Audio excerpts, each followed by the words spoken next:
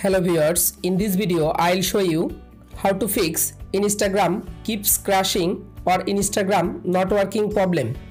If you want to solve this problem, please follow the step. Step 1. Open your phone setting.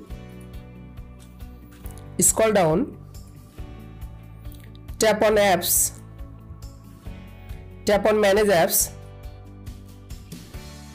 Search Instagram application and tap on Instagram application. Click on storage.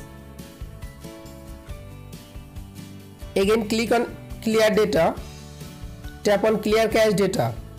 If you are iPhone user, for clearing cache data, uninstall Instagram apps and reinstall Instagram apps. Step 2. Open Play Store or Apps Store.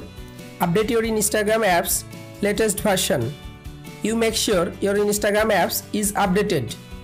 Your Instagram apps is not updated, then update your Instagram apps.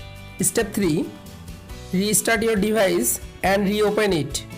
You can follow all of the steps to fix Instagram keeps crashing or Instagram not working problem.